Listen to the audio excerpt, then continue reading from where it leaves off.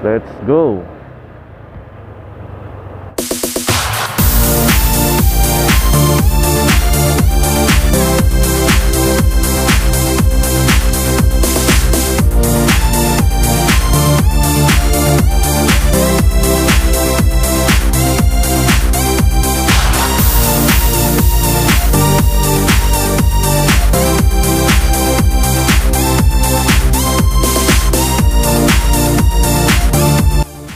Minto lang kami saglit. Ang ganda kasi nung ano, ang ganda kasi nung view dito. Ayan, Tabao View Deck.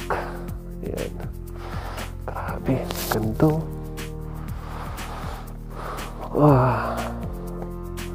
Yun. Gusto na sana namin idiretso yung biyahe at nakakapagod din, sakit sa puwet. Kaya lang, yun nga, hindi naman kasi lagi natin itong nakikita ng personal, diba?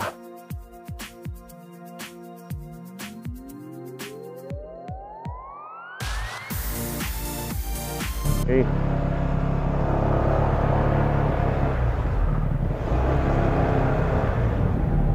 Hello guys, magandang umaga. Ayan. Today pupunta tayo sa Baguio. Ayan. Anong oras ngayon? 8:31 in the morning. So medyo late na tayo nakaalis. Ayan. Pero sabi sa ating mapa, 2:35 PM nandun na tayo sa Lion's Head sa may Baguio. Alright. Ani, gawin ka rito ni camera. Ayan. Sama natin si YP. Ayan. First time naming maglo-long drive ng ganito. Gamit ADB. 6 hours yung biyahe. Malamang, siyempre kasama pa yung mga stopover niyan. Hinto-hinto tayo. Ayan. So, hindi pa natin alam kung anong gagawin natin dun sa Baguio. Pero, tingnan natin, pagka maganda yung panahon at kaya ng katawan, diretso tayo ng Sagada, guys. Ayan. So, sana lang ma-maximize namin yung pag-stay. Today is Wednesday. Hanggang Friday. Pero kung hindi kakayanin at sa pagod, siguro pinakasagad namin, baka buting kami ng Saturday. Ayan. So palabas pa lang kami ng subdivision, palabas pa lang papuntang Bunkers. Ayan. Let's go. Sige guys, update na lang along the way. Siguro baka uminto kami nito, mag-picture lang kami pag pasok ng ng Gapan. Ayan. Para dire-diretso rin ang aming biyahe. So sige guys,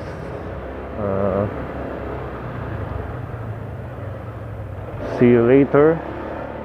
Ayan guys, nandito tayo ngayon, naminto tayo saglit. Bypass Road, Plaridel Bypass Road. Ayan. Medyo maluwag na yung daan dito. Medyo na-traffic lang kami. Time check 10:23. Ayan. So, ganda ng daan dito. Alam mo, nasa expressway ka na din eh.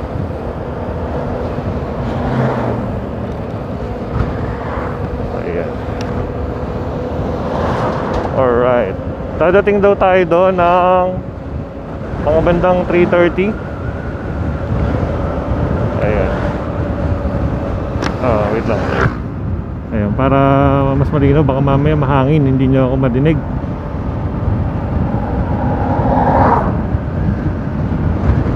Pagkakaalam ko, dumaan na rin kami dati dito nung tawag dito, nagpunta kami ng Gabaldon. Alam ko ito yun eh, bypass road. So ayun, nga pala guys, gamit ko na yung ano, gamit na namin dalawa ni Wifey, yung Jabber. Ayan, Jabber BTO. Useful siya ngayon kasi dinig na dinig ko na yung ano, yung sinasabi sa Waze, kahit hindi na ako tumingin dun sa cellphone. Kahit nakafocus lang ako sa daan, sinasabi naman niya kasi, diba, pagka malapit ka nang lumiko. So yun, malaking advantage din ng ano, ng may speaker na nakakabit sa cellphone. Ayun. Alright. Nakakatuwa din. Kahit maaraw, mas mainam to kumpara naman sa tawag dito, kaysa sa maulan, diba? Tsaka pag ganitong mabilis ang andar, pag naka-jacket ka, hindi naman problema yung init. Makikita mo na lang maitim ka na. Joke lang. Hindi, seryoso, hindi naman ganun ka ramdam talaga yung init. Ang problema lang sa maaraw pagka traffic. Yan. Kasi lahat ng singaw ng mga sasakyan na katabi mo. Pero pagka ganito, ayan, yung init na papawi ng ng hangin. Alright, dito okay dito, maluwag na. Dire-diretso na yung dire-diretso na yung biyahe. Nakaka-enjoy. Ngayon na lang ulit ako maglo-long ride, guys. Nakaka-excite. Tsaka actually first time ko na magda-drive ng parang halos 6 na oras. Ayan. So hindi ko alam kung kakayanin namin ituloy ito ng sagada. Pero ayun, sana kasi nandun na rin naman sa Baguio. Sana kayanin namin, para talagang nasulit, diba, yung pagpunta sa Baguio. So yun, grabe, nakakatuwa yung daan dito. Sana ganito palagi, no? Napakaluwag. Alright. Isa sa nakaka-enjoy sa pagdadrive na ganito, syempre yun nga, may kasama ka. Tapos syempre magkasama kayong dalawa ng asawa mo, di ba? Parehas kayo nakakapasyal. So yun, ingat-ingat lang talaga sa daan, guys. Hindi naman natin kailangan magmadali dahil wala naman tayong inahabol na oras. At isa pa, nasa labas naman na tayo ng Manila. Mabilis na yung biyahe. Ayan. Alright. Sige guys, update tayo, ha. Tingnan natin kung saan tayo makakapag-video ulit. So let's go. Enjoy natin ang daan.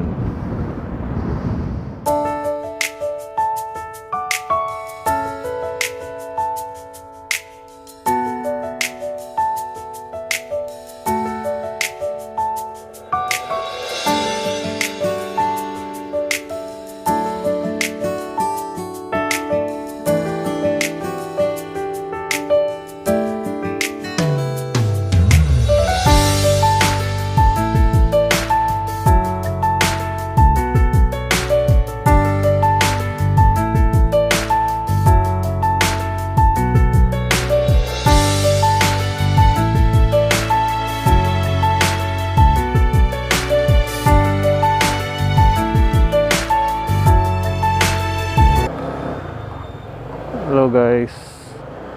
Ayan, ang oras natin ngayon 1:20. Nasa Tarlac tayo ngayon, na lang kami guys, magla-lunch lang kami. Medyo tinamaan na ng Tom Jones.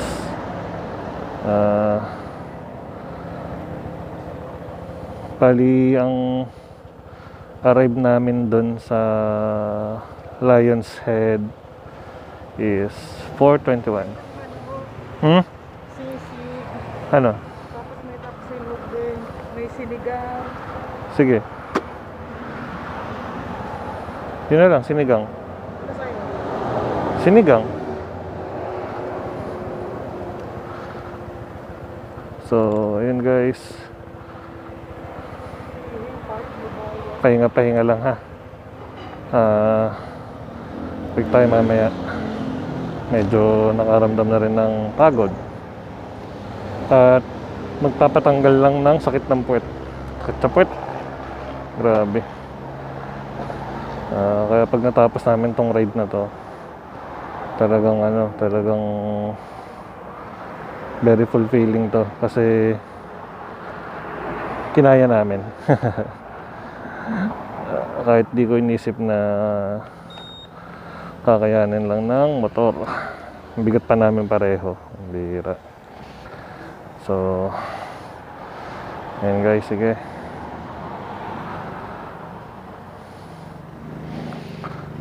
Maya ulit update tayo guys. So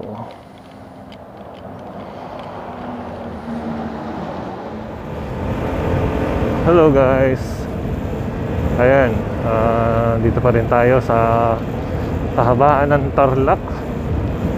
Ayan, kanina pa kami nasa Tarlac, pero nag-stop over na kami. Kumain na rin kami guys.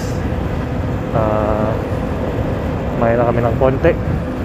Hindi na namin dinamihan ng pagkain kasi pagka napapadami kami ng kain tapos nasa biyahe, ayun, sigurado antok. Oras ngayon 2:14 ng hapon at base sa ating mapa, alas 5 pasado tayo dadating dun sa Lion's Head. Ayan, medyo nagpatanggal lang din kami ng ng sakit ng puwet dahil kanina pa masakit ang aming puwet sa pagbiyahe. Ayan, ayan, okay naman.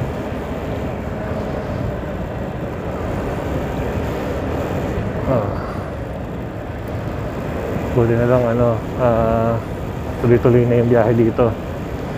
Pag traffic kasi guys, mas masakit sa balat, mas masakit sa katawan pag maaraw.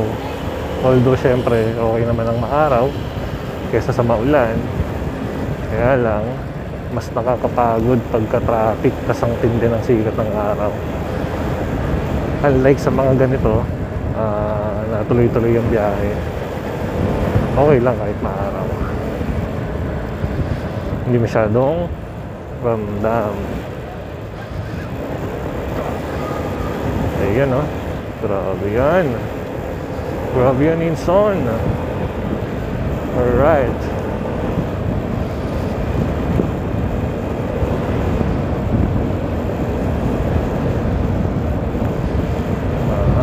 Parang kalahati pa lang yung yung nababiyahe namin mula sa North Caloocan. Kasi may 3 oras pa tayong ibabiyahe guys So mahaba-haba pa ang ating lalakbayin. Tapos maghahanap tayo ng ng mapag-i-stayan pagdating doon. At hopefully bukas ang umaga makabiyahe ulit kung saan tayo padpadin ng ating motor. Ay, yan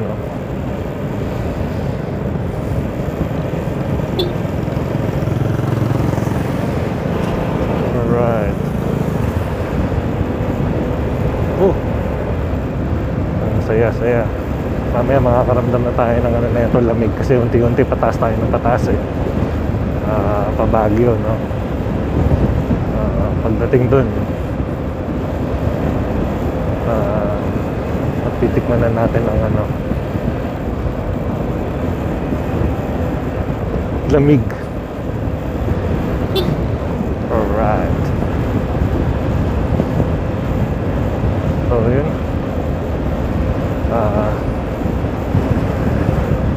so kami, solo ride kami ni wifey. Practice to practice sa long ride. Ano, syempre hindi naman namin kayang straighten papuntang Sagada. Pag-iisipan muna namin. Ayan, kung kakayanin. Alright. So, sige guys, update tayo.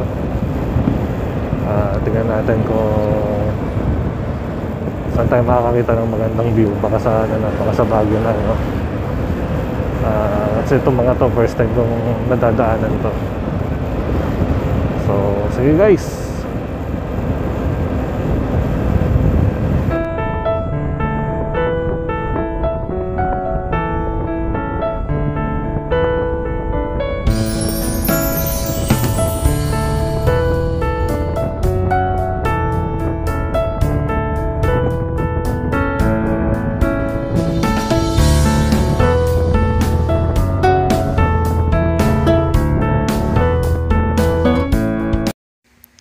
Sa puntong ito guys, nag-decide kami na wag nang tumuloy dun sa Lion's Head kasi masyado ng hapon. Hindi rin namin ma-appreciate kung dun kami dadaan sa Cannon Road dahil malamang at malamang gabi na kami makakarating sa city proper ng Baguio. At ayun, nagpapultak na rin tayo dito, no? Kasi mas mura-mura yung gas dito malamang habang di pa tayo nakakaakit sa taas. Sa wakas, sa puntong ito nakapasok na rin kami sa Baguio. At tunay ngang sinubok ang lakas ng ADB 150. At habang pataas kami ng pataas papunta sa city proper ng Baguio, sinalubong naman kami ng makapal na hamog at ulan. Kaya kinailangan kong itago yung cellphone ko na ginagamit ko as GoPhone at yung Insta360 ko. Tinago ko na rin dahil wala na rin siyang waterproof guys. Kaya pagdating namin ng city proper sa Baguio, naghanap na lang kami kaagad ng matutuluyan para makapagpahinga dahil sa sobrang pagod at nabasa rin kami ng ulan.